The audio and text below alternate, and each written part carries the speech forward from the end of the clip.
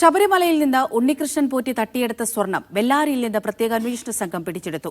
ഉണ്ണികൃഷ്ണൻ പോറ്റിയുടെ ബംഗളൂരുവിലെ ഫ്ളാറ്റിൽ അന്വേഷണ സംഘം തെളിവെടുപ്പ് നടത്തി. മുരാരി ബാബുവിന്റെ പെരുന്തയിലെ ആഡംബര വീട് നിർമ്മാണത്തെക്കുറിച്ചും അന്വേഷണം ആരംഭിച്ചിട്ടുണ്ട്. തട്ടിപ്പിന് കൂട്ടുനിന്നിട്ടില്ല എന്ന് ബെല്ലാരിയിലെ ജ്വല്ലറി ഉടമ ഗോവർദ്ധൻ പറഞ്ഞു. ശബരിമലയിലെ ദ്വാരപാലക ശില്പത്തിലെയും കട്ടിളയിലെയും പാളിയിൽ നിന്നുള്ള 476 ഗ്രാം സ്വർണം ബെല്ലാരിയിലെ ജ്വല്ലറി ഉടമ ഗോവർദ്ധനാണ് ഉണ്ണികൃഷ്ണൻ പോറ്റി വിറ്റത്. ഇന്നലെ വൈകിട്ട് ബെല്ലാരിയിലെ രബ്ദം ജ്വല്ലറിയിൽ SIT എത്തി. പോറ്റി കൈമാറിയ സ്വർണം സംഘം പിടിച്ചെടുത്തു. ഇടപാടുമായി ബന്ധപ്പെട്ട രേഖകളും അന്വേഷണ സംഘം പരിശോധിച്ചു. പോറ്റി കൊണ്ടുവന്നത് ശബരിമലയിൽ നിന്നുള്ള സ്വർണമായിരുന്നുവെന്ന് തനിക്ക് അറിയില്ലായിരുന്നുവെന്ന് ഗോവർദ്ധൻ. ಅವೆಲ್ಲ ಏನು ಗೊತ್ತಿಲ್ಲ ನಮಗೆ. ಹಂಗೆ ಗೊತ್ತಿದ್ರೆ ನಾವು ಮಾಡೋಕ್ಕೂ ಹೋಗಲ್ಲ, ಎಲ್ಲ ನಂಬಿರ್ತೀವಿ.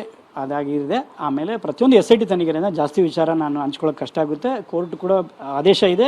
ശബരിമലയിൽ നിന്ന് സ്വർണം കവർന്ന മുഴുവൻ ആളുകളെയും ജയിലിലടയ്ക്കുമെന്ന് ദേവസ്വം വകുപ്പ് മന്ത്രി VN വാസവൻ. ശബരിമലയിലെ സ്വർണം കൊള്ള ചെയ്ത ആരായിരുന്നാലും അവരെ കൽത്തുറെങ്കിലും സ്വർണം ശബരിമലയിൽ എത്തിക്കുക എന്നതുമാണ് സർക്കാരിന്റെ ലക്ഷ്യം.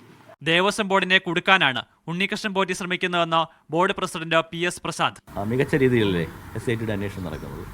അവർ ഉറപ്പായിട്ടും അത് കണ്ടെത്തും. അത് CCയും കുറ്റവാളികൾ ശിക്ഷിക്കപ്പെടും. ഇന്ന് രാവിലെയാണ് പ്രത്യേക അന്വേഷണ സംഘം ശ്രീരാംപുരിയിലെ പോറ്റിയുടെ ഫ്ളാറ്റിലെത്തി പരിശോധന നടത്തിയത്.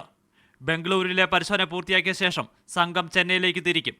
മുരാരി ബാബുവിന്റെ പെരുന്നയിലെ ആഡംബര വീട് നിർമ്മാണത്തെക്കുറിച്ചും SIT അന്വേഷണം ആരംഭിച്ചു.